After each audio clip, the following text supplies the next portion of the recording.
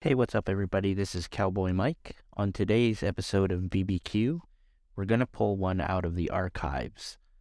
This specific episode is with local business owner Joe Makowski. I've known Joe for about a handful of years now, and this episode was recorded in the spring of 2021. So, without further ado, let's jump right in. I'll see you on the other side. Hey, what's up, everybody? Welcome to another episode of BBQ. In today's episode, we have a local business owner, Joe Makowski. Hi, Joe. Welcome. Michael, how are you? I'm doing good. Living the dream, living the spring dream here in Erie when it's really winter weather. With 4 inches of snow. Yeah. So, Joe is an owner of many businesses, actually, right? Many businesses. A couple of them, yeah. The one that really stands out to me is Uniform Outfitters, right? Yes, sir. How'd you get into that? How long have you been doing that? So, the formulation of it happened back in 2014, 2015. However, somebody had been talking about doing a business like this for as long as I've been in police work, which, when I started in 2004 or 5-ish, there was a company in town that operated they basically were like a satellite company out of Pittsburgh. So we didn't get a whole lot of attention. Their service was can I swear? You can swear. Was fucking terrible. Everybody hated it. Everybody in the police industry or even the public safety industry in Erie was like, somebody else needs to open up a uniform shop. They would do awesome, blah, blah, blah, right? And that was a decade of that, all right? So, I get on a job. I actually I teach at our police academy, so I teach young officers as well. And one of the things that I noticed, it actually kind of started there, where these guys would get supplied with equipment for the police academy to train to be policemen. And it was always, they let the kids pick their own shit, all right? And it was fucking awful because half of them would have this stuff and half of them would have this stuff. And then you have that one guy that have some obscure equipment that nobody fucking uses. And it was very hard to train these guys because you have, 30 cadets that some of the stuff you have to train differently with because it's different. So my thought was, you guys all need to have the same shit. Right. So I approached the former store that was here and we set that up. And I'm like, man, this was really easy.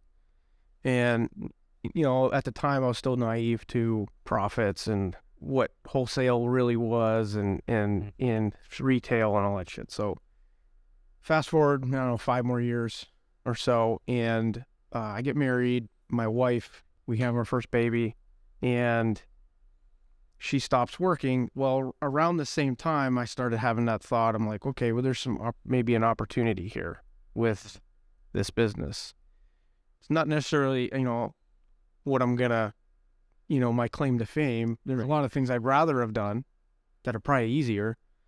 But I was like, this is an opportunity. And I remember somebody that I look to, or I like to listen to for advice. I don't know, I'm sure you know Mike Rowe, who Mike Rowe is. Yeah. Like the Dirty Jobs guy, right? Mm-hmm. One of the things I remember him saying, and he's since changed it because he got some blowback from the lazy fucking people in our community, not our community, but in the country. Right. One of the things he said was, don't chase your dreams, chase opportunity. And I kind of took that because I'm thinking to myself, because I even have family members and people that I know that are like, I want to be a photographer. It's like, fuck, motherfucker, what are you going to make in Erie being a photographer? Right. Okay? And there's 800 of them out there. Sorry to anybody that's a photographer, professional photographer. I'm sure you do very well, but it is a hard industry to break loose and make a ton of money in. Okay, it's a good hobby, but it's a hobby. Let's face it. I'm sorry. So this was an opportunity instead of a dream. All right, I would love to be, a philanthropist and go to big, cool business, things and give people money and do all kinds of great things in my community, but let's face it, you got to have money first. All right, you don't get that, you don't get to be the famous, philanthropist without something that you worked for first. So anyway, so the opportunity was there. So we started looking into it, and it was easy to start, easy to find a place, a location. That was, point number one. we actually started in our house first. And we started getting these accounts. Accounts meaning like wholesale accounts with the companies that produce the gear the shit we sell. And I remember my wife, she started sewing patches on shirts on our kitchen table. Okay. With a portable sewing machine. And our first big client was Mercyhurst University, the police academy. Because I'm like, I can do better than these guys. Give me a chance. They did. We started ordering equipment. We found a couple good distributors that do multiple. So we didn't have to open up a specific account with a company. We were able to have access to multiple accounts with one company using a distributor rather than going direct. Direct, right. So we did that. We started making a little bit of money. We invested. We found a property. Then we went to the bank. Mm-hmm. And let me tell you, we have good credit, so that wasn't our issue, but you have to have a business plan to get money from a bank. Right. And so they refer you to Gannon University for their Small Business Institute. SBC, yeah. Okay. And they were like, we need you to do a business plan. Mm-hmm. And let me tell you, for aspiring business entrepreneurs out there, it's fucking bullshit. It is. It is the biggest fucking scam bullshit in the world, but the banks feel better when you do it. Okay? Yeah, I mean, you can do it. There's even stuff that walks you through now that you can do like a one-page business plan. Right, but what I'm getting at is it's all speculative. Because I'm looking at this sheet and they're like, well, what do you project you're going to make? I don't fucking know. How am I going to know what I'm going to make? I haven't done it yet. Yeah. But they're like, well, you have to put something in there. So I'm like, I try to be conservative and put like, okay, I'll make $10,000 a month. Mm-hmm. We're making obviously way much more than that now. But back then, I'm like, I would be happy with $10,000 a month. Yeah. So we do that. The bank's like, okay, looks good. They get in there, like, I'm like, I just need a line of credit from you. So, $50,000 for big orders. So we have the money there or whatever. They're like, oh, we can do that. They're like, we had money set aside to open the business. They're like, why would you use your own money? Mm-hmm. And I'm thinking to myself, I'm like, yeah, why the fuck would I use my own money? So they're like, we'll give you some money. I'm like, all right.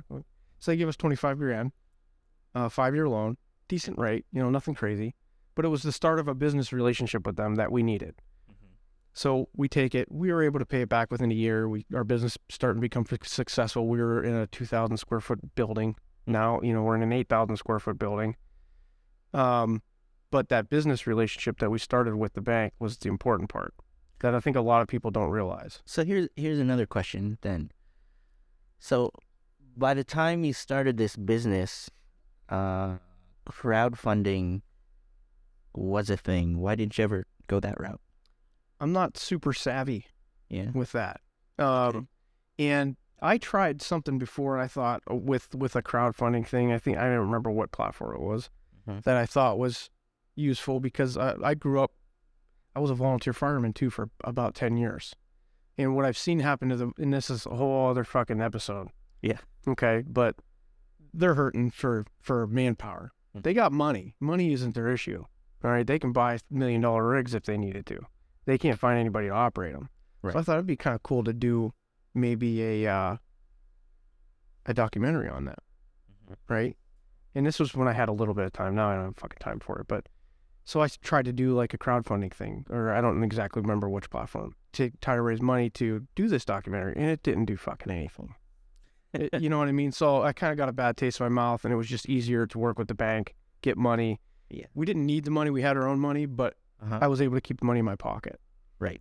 So then over time, we paid debt off. We paid some other things off. We were able to start buying our inventory with our own money. We didn't need to borrow money or use credit lines, and we're in a really, really good position. So in 2018, we were like, it's time to expand. So we bought the gym down the street. And then we had inherited the lease, so we had to see that through. And then when that lease expired, obviously we came in, renovated, put our business in there. Now the next step for us is to find another community or city to move our business into. I mean, keeping this one franchise, essentially. Yeah, cool. But it's hard to find people that are worth a damn to run it. Well, I mean, it is. The hard part, because I saw a post, I don't know if you posted it, someone else posted it. I saw it the other day. Actually, you just responded. Now I remember who it is. I'm listening. I just want to make sure, it's my wife. I just want to make sure she... No, I gotcha. The gentleman said, doesn't anybody want to work anymore? And you're like, nope. I mean, really? Well, it's a double-edged sword right now with everybody. Yeah, well, part of that is And if my kids even say this, there are so many ways to make money now that don't require like long hours per se, that I guess even the people that are working those long hours, they're trying to do these other ways of making money as side hustles. And some of them actually, This is the era of the side hustle. yeah. There's no doubt about it. And so does anybody want to work anymore? I don't think anybody wants to grind anymore. But see, you and I are a little different. I mean, I'm still a full-time police officer. I work 8 hours a day doing that, and then my shop 8 hours a day, and then, whatever else I'm doing. Now, granted, when I'm at my shop, I'm not tooling 8 hours a day. I fuck off for a little bit, do some work, fuck off for a little bit. But I'm not ready to step off. I mean, I could step off my full-time job, but my full-time job is the back. That's what's carrying my family, and I'm not stupid. But as far as being employed, yeah, you could sit at home and hustle a little bit on Amazon or do these retail, which is a lot of work for small. You got a lot of these people that pump. I made $100,000 on reselling on Amazon. It's like, bro, you made $1,000. You netted $100,000. You know what I mean? Like, yep. And it's, I feel bad because they put this shit out there, and a lot of these young kids are like, oh, easy fucking money, but it's not, dude.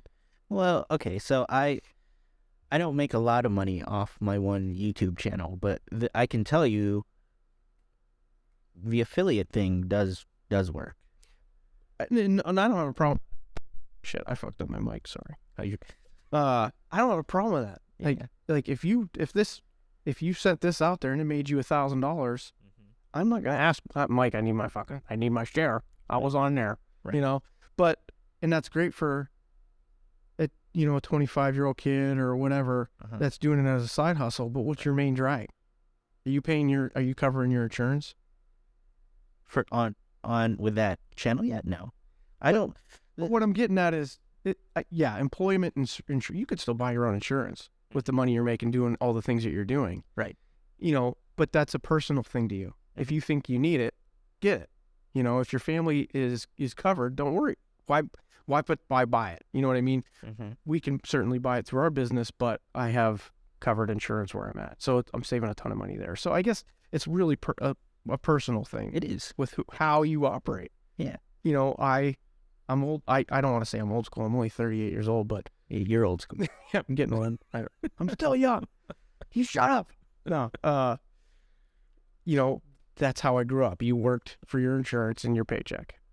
And, and my dad taught me the value of a dollar. And all this side hustle, all this shit that I do, this stuff that I was doing with Dan, which kind of, like I said, I wanted to give that business to Dan, but it kind of fizzled it off a little bit because I had stepped away from that, let Dan run that business for 3 years or so in the 8 years that we were doing it. And I wanted to step off, but when COVID hit, it fucked all that up. I was just going to say, Dan, you handle it. You take the money. You're doing the work anyway. I was taking a little bit off the top for all the shit for filing paperwork and taxes and shit. I forgot where I was going. Oh, that all started with some personal shit that happened in our life with Dash and just trying to be busy all the time so I didn't have to think about it.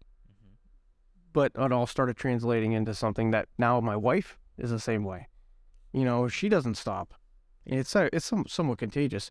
And I don't even know how I'm getting on this subject, but like you start watching these other successful people. Right. And one of the other than Mike Rowe, the other one I like to listen to, and sometimes I think he's full of shit, but because rich people can be full of shit, okay, and get away with it. Well, I mean, you know what I mean? But they're there already. Yeah. So they could, but there's some things you should pick and choose some of the things and apply them to your life. It could be very important. Daniel Penna. Okay. Have you ever seen Daniel Penna? No, I haven't. If you get a chance, I'm going. YouTube. Yeah, he's old timer, loaded. I don't know where he made his money, but some of the shit he says hits so far home. And one of the other things I hang my hat on too is his thing is show me your friends and I'll show you your future. Yeah. No, that's legit. The 100%. So they say You are the average of the 5 people you most hang around with. Yeah. And it's so true, and I never really thought about it. And as I was coming up in my life, I look back and I'm like, all the people I hung out with that were just fucking turds are still turds. Mm-hmm. And I had a buddy of mine, and one of the things that, he said, put all the people you hang out with in a list on one side, and then put your goals on the other side of that list.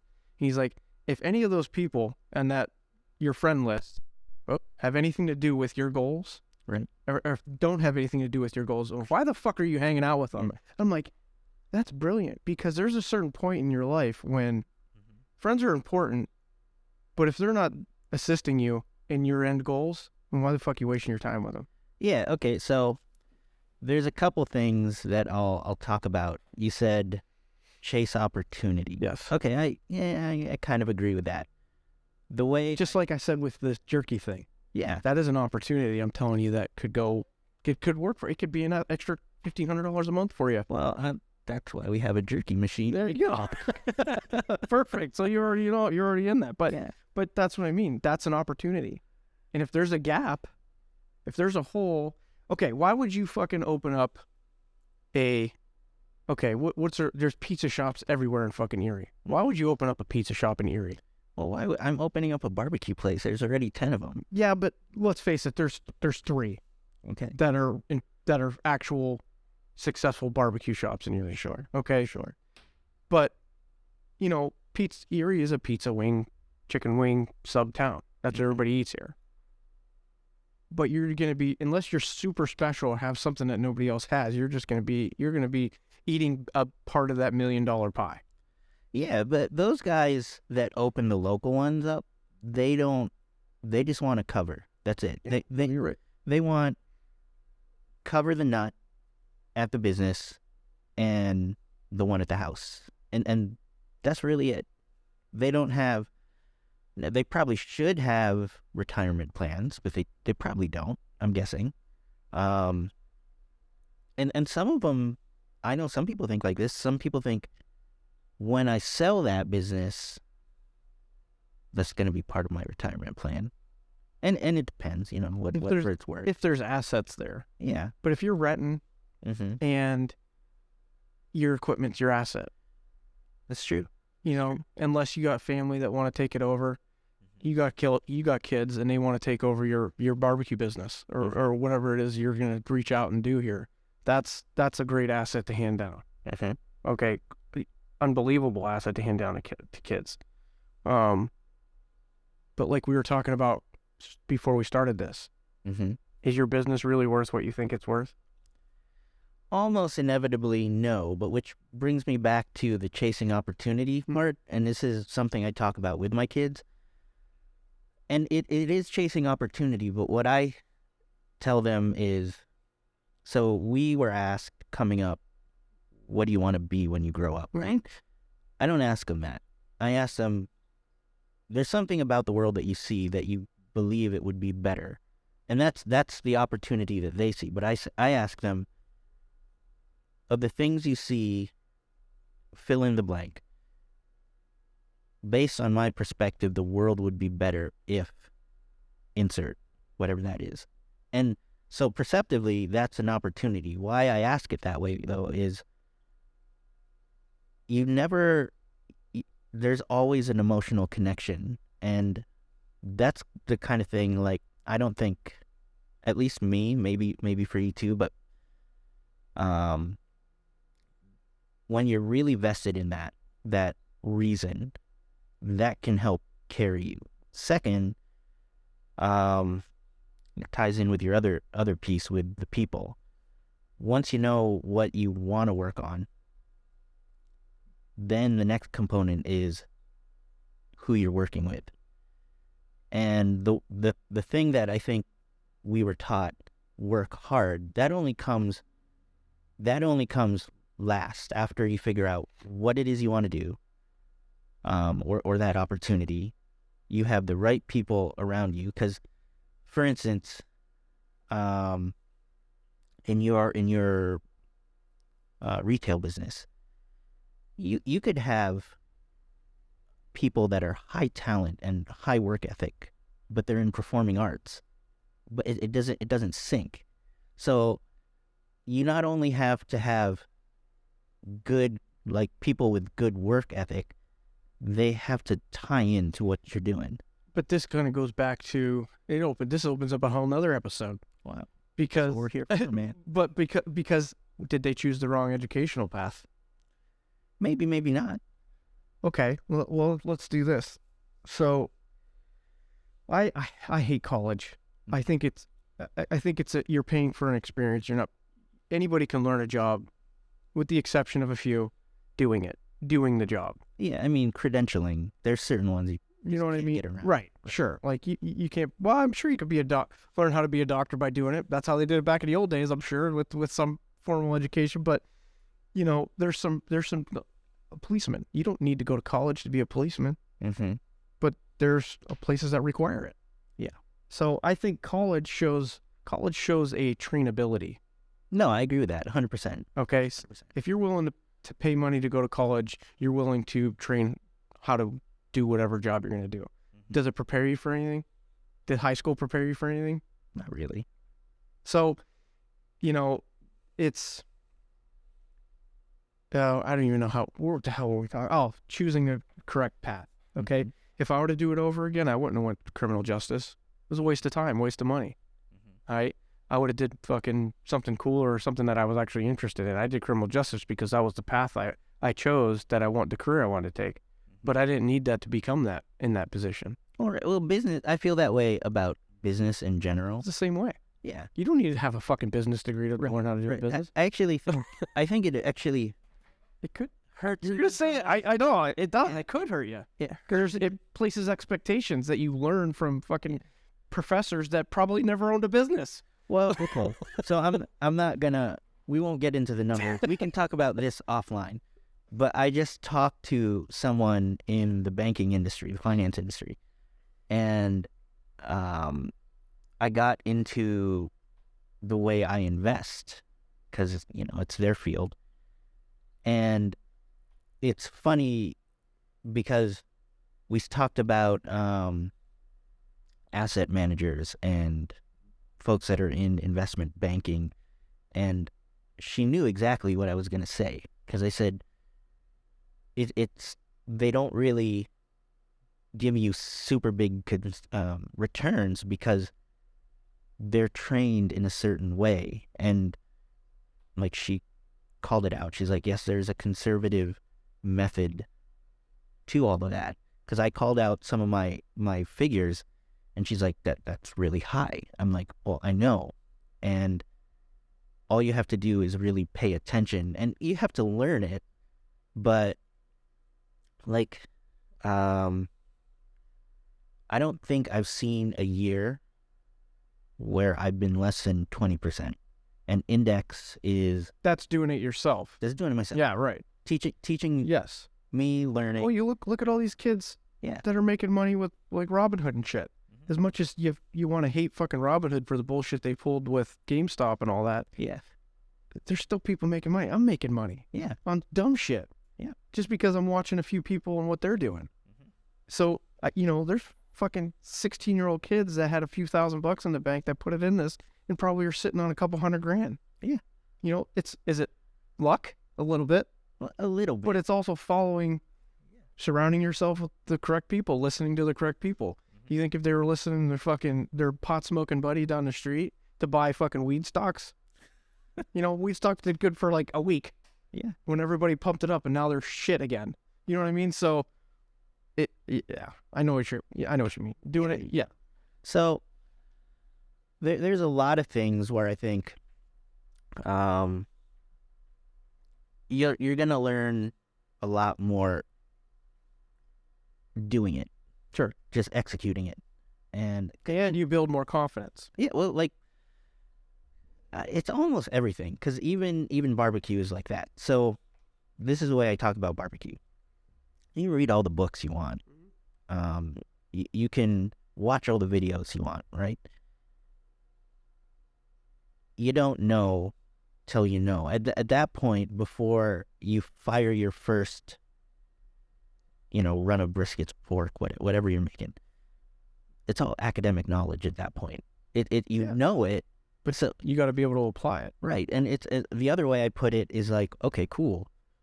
You just read a book on martial arts. Now step into the ring. You can't do that. Yeah. And so Got to get hit a few times. I think college and those sorts of pathways, they'll give you some knowledge. They don't replace the experience part of it almost ever. And so I think we got duped. I know I'm going to get It's a business. Yeah. It's a business. Yeah. My friend. People hate Donald Trump because he tried to open up a college, but he's not stupid. Yeah. Colleges do it all the time. They take fucking kids' money and give them nothing. A piece of paper that says you were there. There's okay, so we got to bring another guy, guy who's been on this podcast, but he got recruited to be a recruiter for Tri-State at the time, and so he called out some very interesting things.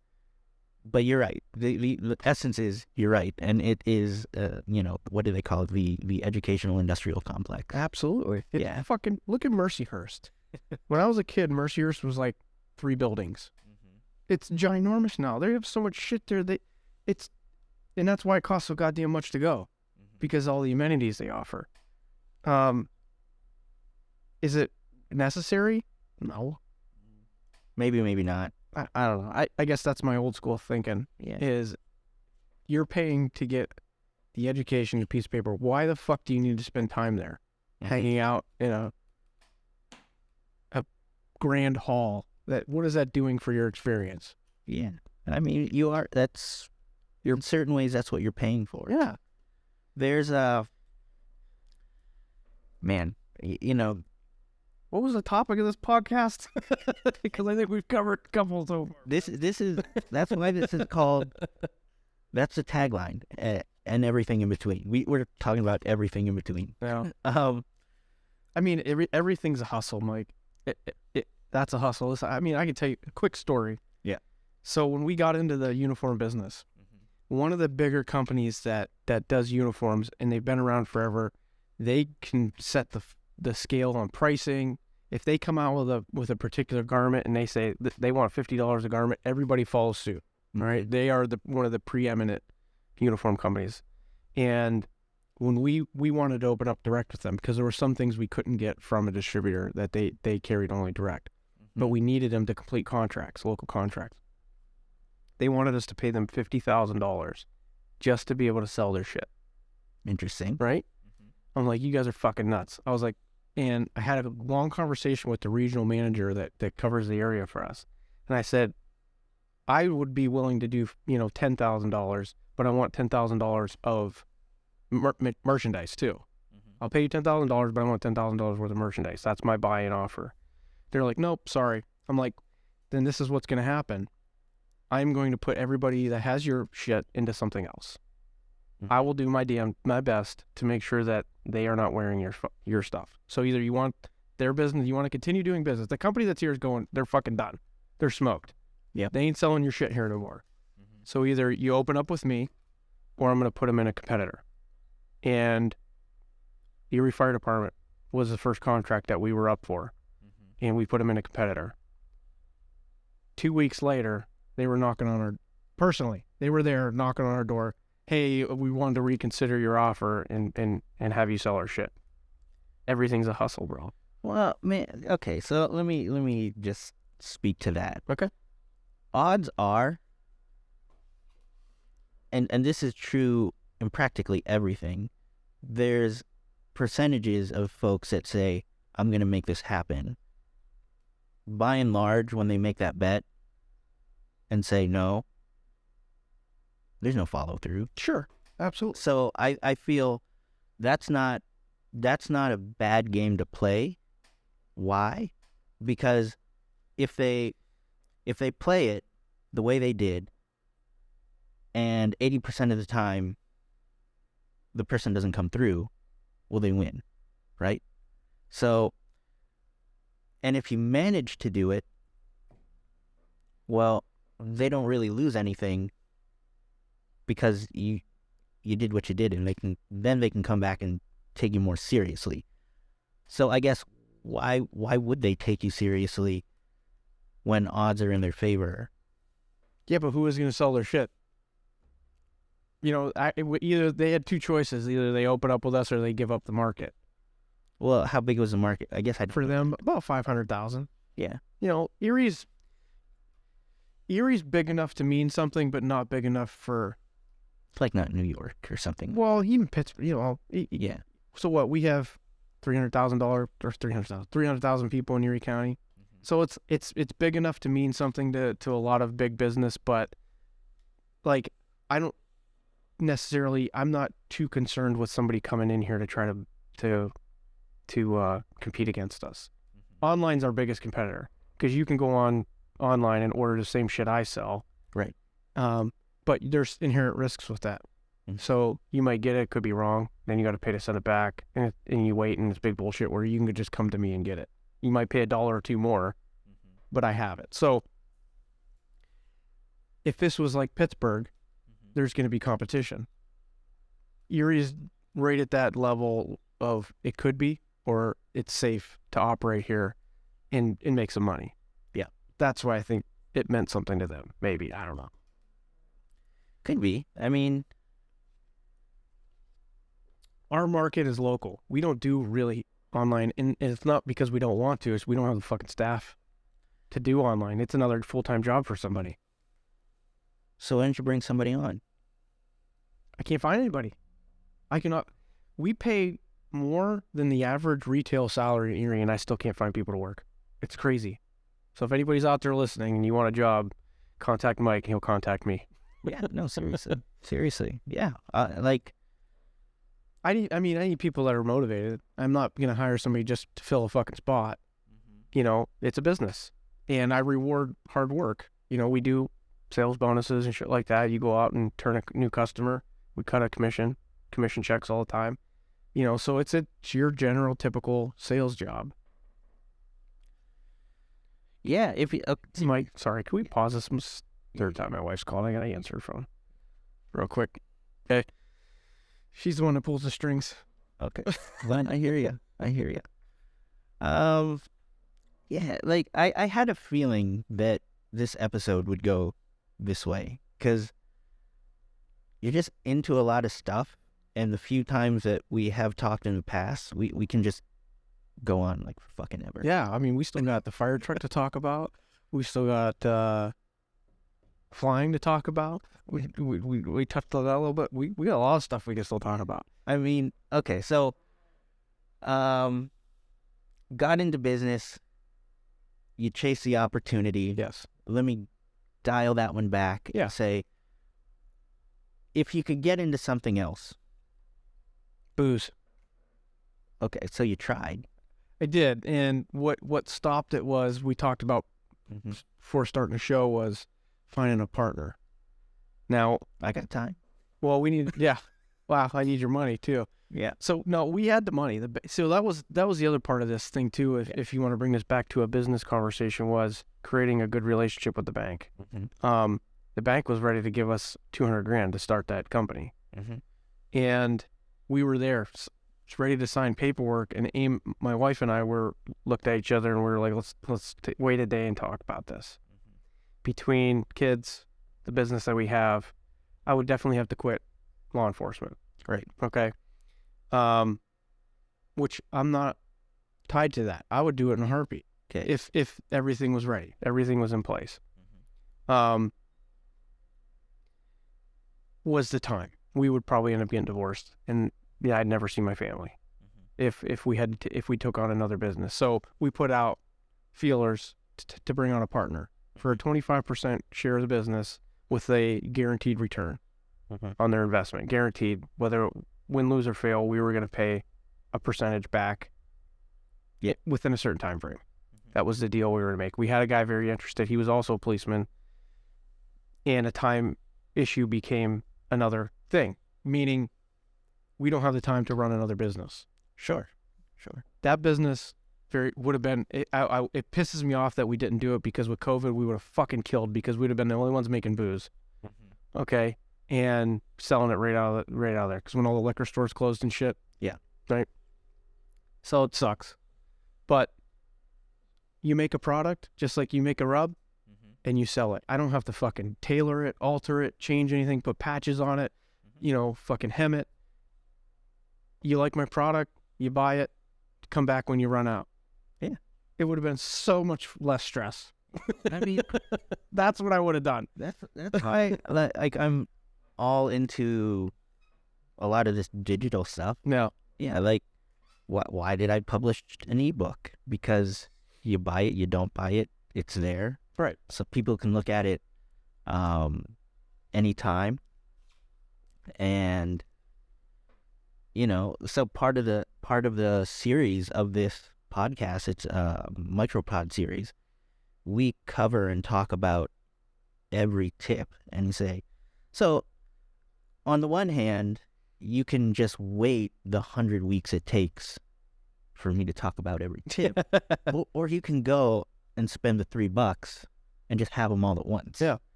And also on the YouTube channel side of it, we're going through and doing a video component. We're just not going to talk about it. We're going to say, this is that tip in action. That's great. And so, again, you can get it. It's $3. You can read the tips. We'll talk about it on this show.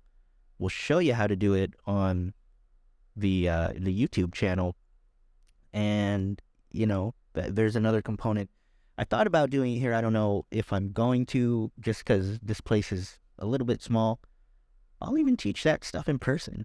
Why not? Do some classes? Yeah. Fuck yeah. Classes. Yeah. I think that's great. Yeah. But that's where I go back to. Mike, that could be an opportunity. Well, is anybody teaching barbecue around here? Me. Well, but I mean, like on a, not a professional, because I don't consider you not a professional. Yeah. As a business. The answer to that is no. And why? If you check out...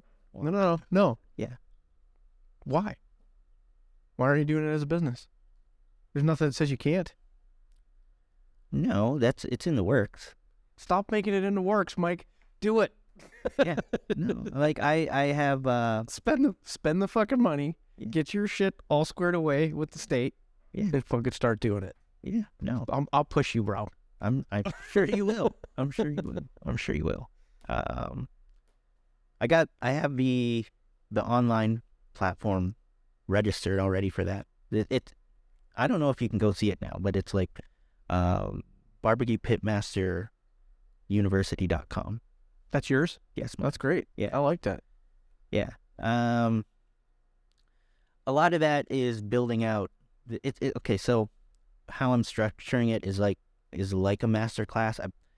I almost want to just make a master class segment, because you could teach that in person, or anyone anywhere can pay the $150 for the master class. Mm-hmm. So, but I thought the one thing that I don't like, because I looked at the other models, is COVID blew that whole thing up for everybody. That's why everyone went to master class. Yeah, it fucked a lot of shit up. Yeah, for sure. I teach it's called medical tactics, MedTac. It's for law enforcement mostly, but teaches officers how to respond to like mass casualties and shit like that. Mm-hmm. And I had a bunch of classes set up, and COVID just tore it all to pieces. Yeah. I was, it makes decent money. A lot of them I do for free just because it's good information, and, I want people to be safe, and it's kind of my return to the profession, or give back to the profession a little bit, to impart my knowledge about that stuff to new officers and shit. But yeah, I blew that all apart too. Yeah. And a lot of these guys, it's just in-person training is so much better than mm-hmm. watching it. Yeah, no, I 100% agree with that. From a technique standpoint, just, talking barbecue, you can watch it, and it goes back to what we just said. It's academic knowledge. Yeah. But in person, I can actually guide you. Yeah. Yeah. Yeah, but, this is what a pinch is. Yeah. Or this is where you stick the thermometer to see if it's fucking cooked or not. Yeah, because, that's a real thing, man. Yeah. Like, I talk about on my YouTube channel thermometers, except I don't really use thermometers. Yeah. I do if I'm firing multiple things at once, just to kind of have that dashboard look. Because, I'm in here editing, so I monitor Sure. the monitors. But if I'm actually at the pit, I just poke the thing, and if it's done. Yeah. If not, it's kind of like, for those of you out there that know how to temp a steak, it's kind of the same thing. Yeah. Yeah. Time and temperature. Yep. Yep. So, I don't know. You're making me hungry. I don't think next time you come on, let's plan it out better. I'll have some shit ready. All right. I like it. Yeah, because I have a 7 p.m. tonight, and there's gonna be food for that. But he's more of a regular cadence. Mm-hmm. So next time we set this up, yeah, I want a breakfast, bro. I'm a morning person. I'm up ready to go. Yeah. Yeah. Brisket and eggs. I love it. Done. Yeah. So if you're in the local Erie area or Erie County, Joe, where can they? And you need a uniform, of course. We do everything. I mean, fuck. You could, we do casual wear. We do tailoring. Seamstress. We have a seamstress with 50 years of experience. I mean, she's awesome. Yeah. So if you got a suit and she only likes doing sorry women, but she only likes doing men's clothes. Okay. I mean, most women that get dresses and stuff done probably would rather go to like Bridal Elegance or David's, right, where those girls work. Our woman doesn't like doing men, or she doesn't like doing women's clothes. It's crazy, but she prefers doing men's clothing. So she's really good at it. So what services and amenities? Because it's clearly not just uniforms. Yeah. So you do embroidery, tailoring, screen printing, thermal. Okay. So we sell Black Rifle coffee. Yeah. We don't put it out to the public. Some of the stuff we do because we reserve that for our public safety professionals. Right. But I mean, it's a public store. Anybody can come in and buy shit that we have. Cool. So we, there's like I'm wearing a pair of their pants right now, the 511 Strike Series pants. They're like wearing pajamas, but they still look pretty professional. I love them. But yeah, you can come in there. Yeah. Uniform Outfitters. What's the address? 1596 West 38th Street. If you're in the area and you know where 38th and Green Garden is.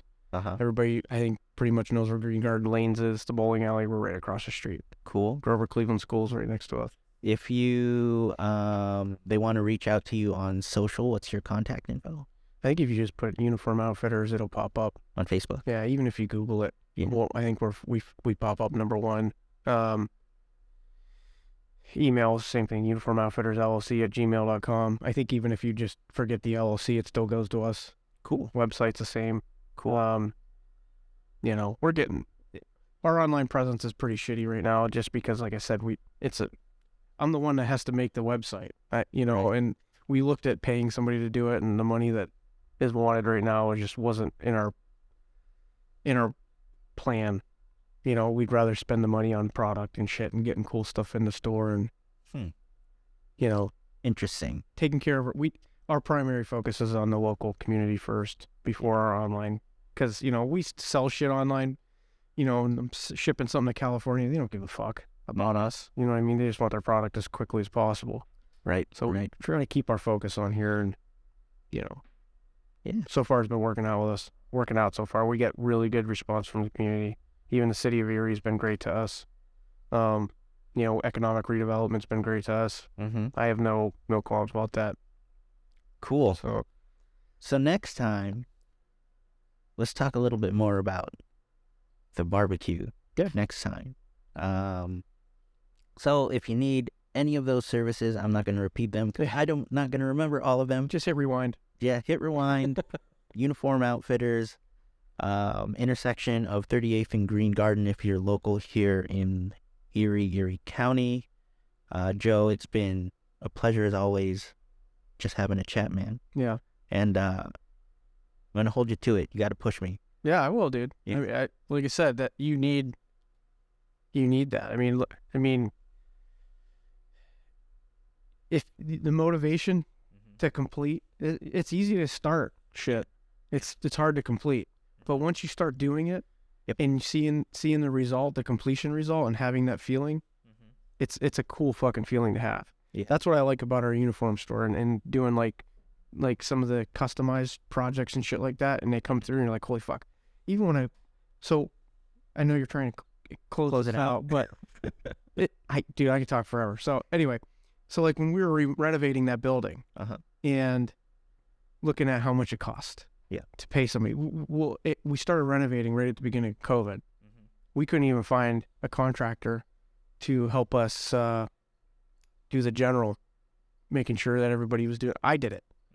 And the coolest thing I found about doing that, it was like, even after I was done, this is how fucking my brain works, right? So after we completed the project and everything was ready to go, I'm like, fuck, dude, I can do a side business being a general contractor. Oh, like, this was fucking easy. But it was daunting during it. Is scheduling different contractors to come in there to do plumbing, do drywall, do the ceiling, do the roof, do these different, getting materials. I did all that, and my stupid ass was going to pay somebody $50,000 to do that, and I saved myself doing it myself while working at Mill Creek, while running that business on the side. So yeah, my dumb business brain was like, well, I should open up a little side gig doing this, a little side hustle. So we're gonna jump into that. But what I was getting at, was when I completed a project, like when we tore the ceiling out and put a new ceiling up and insulated it, and it looked fucking, and it was done. I'm like, that was fucking super satisfying, very fulfilling. I'm like, and it taught me something that when that was done, when I'm looking at the next step of the project, which was getting the HVAC done, I'm like, I could fucking do this. Yeah. Because I taught myself, or not taught myself, I experienced that feeling of the completion feeling, and I'm like, I want to do that again. Well, a bunch of this stuff around here, it's same thing. Yeah, like we put up new light fixtures. Yeah. Like Dan. I noticed that, yeah. Dan did, I think, 3 or 4 of these, and then he just got busy. And so I'm like, all right, I do it. I've done it with him. I just did the rest. Yeah. And then there's some plumbing stuff that needed done. And Dan's a good resource. Well, he is. Dan's he's super, super knowledgeable, and he's a very committed friend. Yeah. I love that dude. He, luckily, I've worked with him on a number of different things, down at the restaurant. Yeah. That I know I could do it myself. I just don't have the reps. And at a certain point, I'm like, you know what? Screw it. I'm going to try it. If I screw it up, I screw it up. It doesn't matter. And so I get it. That's why people like construction. And because one of my former jobs, I chased numbers, and those never end. But when you're working on a project like that and it's finished, you can stand back and say, look what I did. It's done. Look what I did. Yeah. Who would have thought my dumbass could have did that? No, I thought that. And it didn't burn the fucking building down yet. Yeah. The nice thing, this is what the nice part about that is that at a certain point, when you become a little more successful, you get to pick the people you want to do that job for you. Yeah. All right, and then show them. And I'm not a fucking electrician. You're not an electrician. Nope. But you could do that, and you could be like, hey, fucking Steve, come over here. I'm going to show you how to do this, and I want you to do the rest. Yeah. Well, electricity is, I've always tinkered around with circuits and all that. Sure. So all this stuff, the electrical stuff makes sense to me. Some of the other stuff, it's not in my wheelhouse, but it's nothing that I never felt I couldn't figure out. Well, Dan and I went to, we actually in high school were electronics vocations for 4 years. We did this, but he was able to grasp that shit better than I could.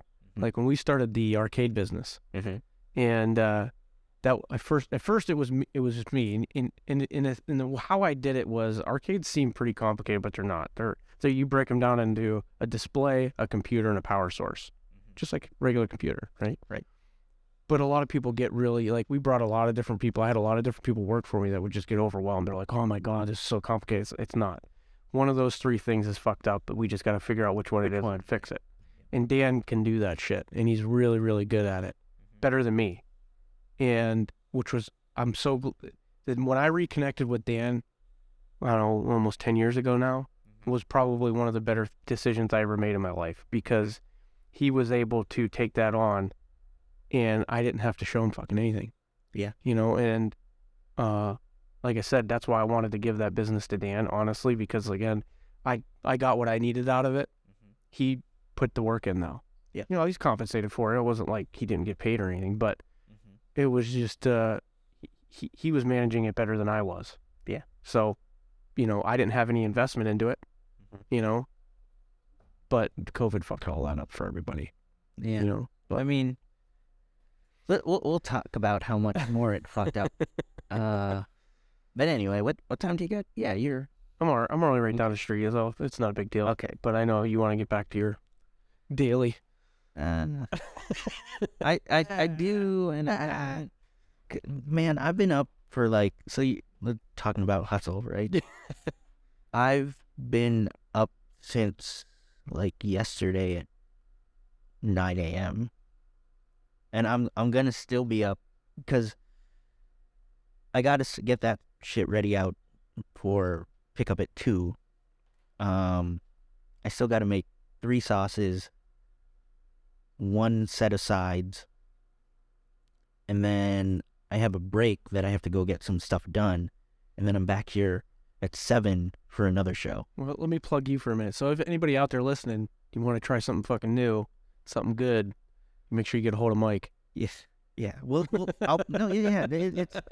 It's good because I'll actually put links to your Facebook stuff and your email in the show notes. I'll put if you guys really do want to try some different barbecue. I'm playing around with a bunch of different things. We'll get into it next time. Joe has a barbecue that he does September every year, right?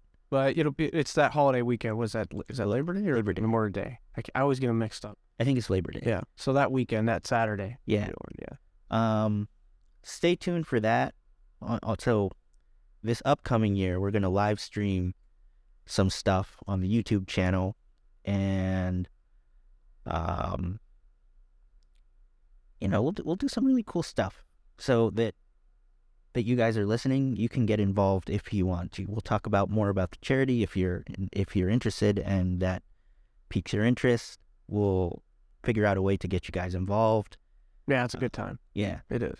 It is. I've been there 2 years now. It is a really good time. We run it like a stag. It feels like a stag. Yeah, we run it like a stag because that's Erie, dude. Erie. You go to other places, people don't even know what a stag is. A stag and drag. No, rather 100%. Yeah, what's that? I don't know. Yeah, I guess something we can hold near and dear to our Erieite hearts. That and think about it. Stag and drag's big here, and apparently St. Patrick's Day is huge here, and not. Oh no, it isn't because I was in Vegas for St. Patty's Day this year. Yeah. And, there's people wearing green and shit out there, but not like Erie. Not like Erie. You got a bunch of fucking mix and Polacks that just love their holidays, Yeah. Sorry to Italians out there that like St. Patty's Day. I didn't throw you in the mix. Yeah. I'm a Polak, so I'm allowed to say all that. Yeah. Well, all right. I'm tired. I gotta go eat. You gotta go eat. Yeah, let me leave your listeners with a little piece of advice. If you are a hustler, don't let fucking people make you feel bad for being a hustler. All right?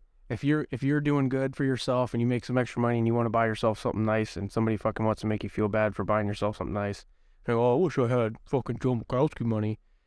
This is my response every time when people say that shit to me. Work as hard as I do and you will. Yeah. Fuck you. Yeah. You know what I mean? Because there's a lot of people that are very, it may be jealousy that they'll, but of your successes or your outside endeavors. Fuck you. They're just jealous, and they aren't willing to put in the work, but want the result. I think that's the big thing. Many people have said it. They'll say, "Oh man, I'd give anything to athletes to perform at your level." Actually, you wouldn't, because I did. What? Yeah, I mean, it's the same thing. Yeah. I mean, Mike, if you keep pushing this and you strike it and you make it. Yeah. Don't let anybody fucking make you feel bad for that shit. No. And if they are, those aren't the people you want around you. Right. All right. Yeah, that's 100%. And I actually push that out even beyond success. Like, just don't. You're you. You be you, and don't. I've heard it this way: be unapologetically yourself. Now I'm gonna tell you, don't be a fucking dick, No, sure. right? Yeah. But if you're being authentically you, there's no reason to feel bad about that. No, I mean, like I said, you were willing to do the work. You're doing it. You didn't have to rent this place out. You didn't have to put the work in or fix this up. You could have said, "Hey, my landlord didn't fucking change the lights, so it's dark in here." Mm-hmm. No, you did it. Yeah. That's a small part of it, right? But yeah, that would be my advice is maintain good relationships with the people that are going to help you achieve your goals, and don't feel bad for being successful, even if it's a small success. Yeah. Right. Count the wins, man. Yeah. Count the wins. All right.